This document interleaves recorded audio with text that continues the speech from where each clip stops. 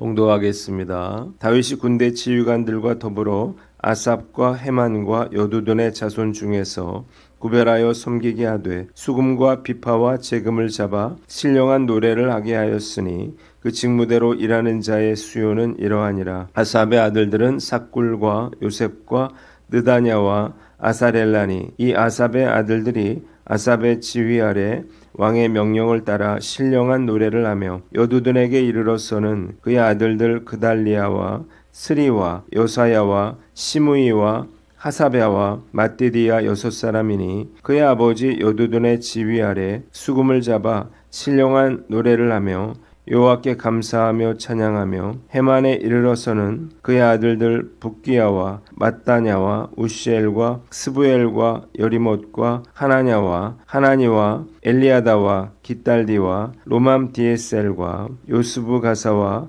말로디와 호딜과 마아시옷이라. 이는 다 헤만의 아들들이니 나팔을 부는 자들이며 헤만은 하나님의 말씀을 가진 왕의 선견자라. 하나님이 헤만에게 14아들과 3딸을 주셨더라. 이들이 다 그들의 아버지의 지휘 아래 재금과 비파와 수금을 잡아 여호와의 전에서 노래하여 하나님의 전을 섬겼으며 아삽과 여두둔과 헤만은 왕의 지휘 아래 있었으니 그들과 모든 형제 곧 여호와 찬송하기를 배워 익숙한 자의 수요가 288명이라. 이 무리의 큰 자나 작은 자나 스승이나 제자를 막론하고 다같이 제비 뽑아 직임을 얻었으니 첫째로 제비 뽑힌 자는 아삽의 아들 중 요셉이요 둘째는 그달리아이니 그와 그의 형제들과 아들들 12명이요 셋째는 삭굴이니 그의 아들들과 형제들과 12명이요 넷째는 이스리이니 그의 아들들과 형제들과 12명이요 다섯째는 느다냐니 그의 아들들과 형제들과 12명이요 여섯째는 붓기야니 그의 아들들과 형제들과 12명이요 일곱째는 여사렐라니 그의 아들들과 형제들과 12명이요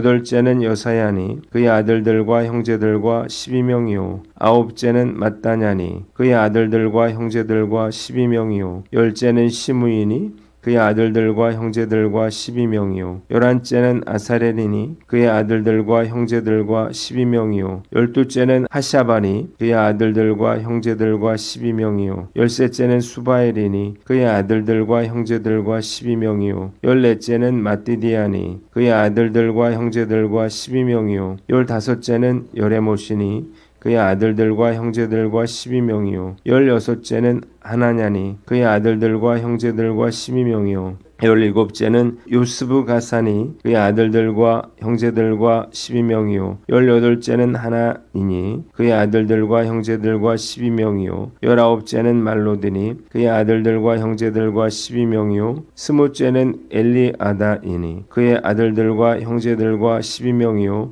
스물한째는 호딜이니 그의 아들들과 형제들과 12명이요 스물두째는 깃달드니 그의 아들들과 형제들과 12명이요 스물셋째는 마아시옷이니 그의 아들들과 형제들과 12명이요 스물넷째는 로맘디에셀이니 그의 아들들과 형제들과 12명이었더라. 아멘. 오늘은 역대상 25장 말씀을 가지고 찬양하는 레위인들이라고 하는 제목으로 묵상 나눔하도록 하겠습니다. 오늘 본문은 1절로 31절까지 찬양대의 직무에 대해서 나와 있습니다. 첫째로 1절로 7절은 찬양대의 조직과 직무입니다.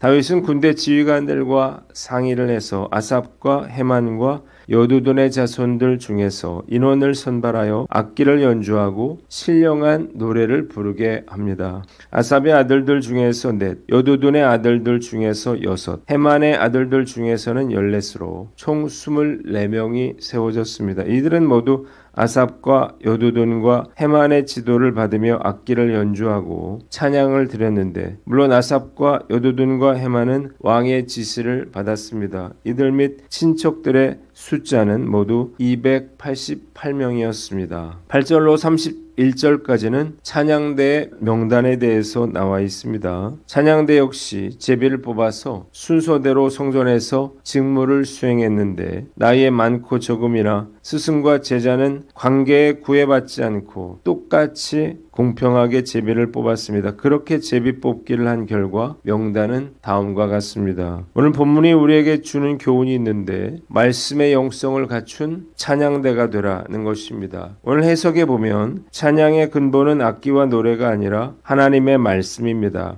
하나님의 말씀을 가진 왕의 선견자인 헤만뿐만 아니라 아삽과 여두둔도 선견자로 불린 것과 그들이 만들어 부른 찬양이 하나님의 말씀이 되었다는 사실이 이를 뒷받침합니다.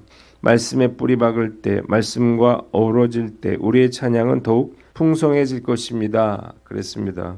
정말 맞는 말이 아닐 수가 없죠. 찬양팀이나 성가대를 하시는 분들은 그 누구보다 더 말씀의 사람이 되어야 하는 것입니다. 그런데 사실 그렇지 못한 경우가 훨씬 더 많은 것 같아요. 거의 대부분 노래를 하거나 악기를 연주하는 것이 좋아서 혹은 재능이 있어서 찬양팀이나 성가대를 시작하는 분들이 많죠. 그래서 말씀 묵상과 영성 훈련에 소홀한 경우가 적지 않습니다. 하나님께 드리는 찬양은 세상의 노래와 다릅니다. 하나님께 올려드리는 찬양이기에 반드시 충만한 영성이 뒷받침이 되어야 하는 거예요. 아무리 노래를 잘하고 악기를 잘 연주한다 하더라도 영성이 없으면 울리는 꽹과리와 다를 바가 없습니다. 그래서 찬양팀이나 성가대는 반드시 영성 훈련에 최선의 노력을 기울여야 합니다. 요즘 웬만한 교회는 성가대 지휘자 또 솔리스트뿐만 아니라 찬양팀 연주자들에게도 교회에서 사례를 합니다. 문제는 이 연주자들이 부족하다 보니까 알바 형식으로 믿지 않는 친구들을 데려와서 연주를 하게 하는 경우가 있다는 것입니다. 정말 안타깝죠. 무슨 생각으로 교회가 이런 일을 하는지 정말 답답한 노릇인데요. 이러지는 말아야 할 것입니다. 우리 교회는 토요일에 작년 찬양팀 연습이 있고 저녁에는 중고등부 찬양팀 연습이 있는데요. 작년팀은 연습 후에 기도 제목을 나누고 중보기도를 합니다. 찬양팀원들이 거의 제자훈련을 받고 있어서 다들 큐티를 하고 있는데 제자훈련이 끝난 후에도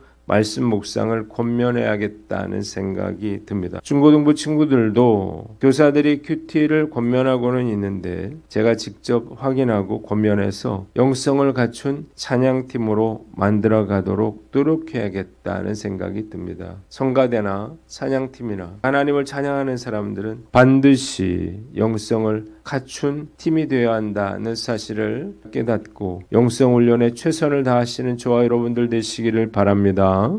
두 번째는 가르치고 연습하라는 것입니다. 6절에 보면 이들은 모두 자기들의 아버지인 아삽과 여두둔과 헤만의 지도를 받았다고 했습니다. 찬양대는요, 찬양으로 하나님을 더 잘 섬기기 위해서 배우고 훈련을 받아야만 했습니다. 찬양대의 영성이 중요하다고 해서요, 음악성이 무시돼서는 안 되는 것입니다. 비록 음악 전공자가 아니더라도요, 최선을 다해서 연습하고 준비해서 하나님께 그들이 드릴 수 있는 최고의 찬양을 올려드려야 하는 것입니다. 우리 교회는 작지만요, 그 어떤 교회보다 연주자들이 많이 있습니다. 비전스쿨에서 바이올린과 첼로를 가르쳐왔고, 그리고 중고등부에서는 제가 매주 찬양팀을 연습을 시켜왔기 때문입니다. 그래서 우리 교회는 전공자는 아니지만 바이올린이나 첼로를 연주할 수 있는 친구들이 10명이 넘고 다수의 건반, 드럼, 베이스와 일렉 주자들이 있습니다. 바이올린과 첼로는 도서관에서 선생님을 초청해서 레슨을 받게 했고요. 찬양팀은 제가 가르쳤는데 제가 악기를 다 잘 다루는 건 아니지만 얼마든지 가르칠 수 있습니다. 기본적인 것들만 가르쳐 준 후에 나중에는 유튜브를 활용하도록 하는 거예요. 요즘에는 중고등부 때 가르쳤던 친구들이 청년이 돼서요, 중고등부 친구들을 가르쳐 주기도 합니다. 저는 늘 처음부터 음반대로 하도록 요구하는데요, 다 이유가 있습니다. 그래야만 완성도가 높아지고 누가 연주하든 똑같은 연주를 할 수가 있기 때문이에요. 물론 처음에는 힘들어하겠죠. 그러나 같은 곡을요 6개월, 1년 이상 계속해서 연습하다 보면요 결국에는 실력이 늘게 되어 있습니다. 우리 교회 찬양팀은요 이제 웬만한 교회 찬양팀 못지않은 그런 실력을 가지고 있습니다. 앞으로도 계속해서 찬양 연주자들을 세우고 가르쳐서 하나님께서 기뻐하시는 최선의 찬양을 하나님께 올려드릴 수 있기를 기도합니다. 세 번째, 선하시고 인자하신 하나님을 찬양하라는 것입니다. 하나님은 찬양과 영광을 받으시기에 합당하신 분이시죠. 그래서 여호와께 감사하고 찬양을 올려드리는 것은 하나님의 은혜와 구원을 받은 자로서 마땅히 해야 할 일일 것입니다.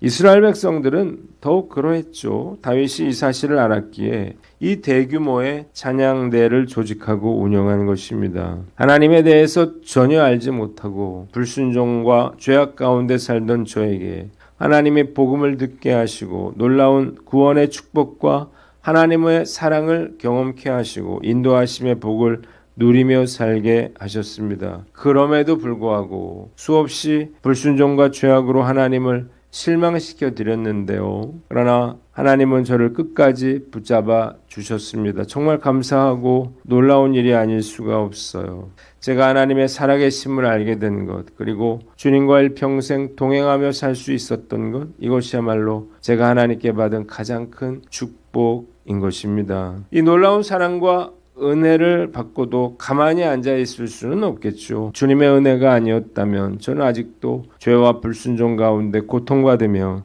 죽음과 심판을 향해 달려가고 있었을 것이기 때문입니다. 제가 하나님의 은혜와 사랑에 보답할 수 있는 길은요, 살아계신 하나님을 경배하고 찬양하는 것일 것입니다. 저는 20대부터 지금까지 늘 예배자로 살아왔습니다. 단지 기타를 칠 수 있다는 이유로 찬양을 시작하게 되었는데요. 이후에 30년이 넘는 세월 동안 저는 예배자로 살아올 수가 있었습니다. 정말 놀라운 축복이 아닐 수 없죠. 그래서 저는 늘 예배 가운데 하나님의 임재를 경험하고 주님을 경배하며 찬양할 수 있는 축복을 누리며 살아왔습니다. 지금도 저는요, 설교자보다 예배 인도자로 설 때가 더 좋다는 생각을 해요. 워십 리더가 하나님의 임재 가운데 나아가는 회중의 모습을 바라볼 수 있다고 하는 것 참 큰 특권입니다. 오늘 난 어떤가 스스로를 돌아보고 우리의 생명이 다하는 날까지 그럼에도 불구하고 은혜를 베풀어 주신 그 하나님의 선하심과 인자하심을 노래하며 살아가는 저와 여러분들 되시기를 주님의 이름으로 축원합니다. 기도하겠습니다. 하나님 아버지, 우리가 말씀의 영성을 갖추고 가르치며 연습하고 선하시고 인자하신 하나님을 찬양케 하여 주시옵소서.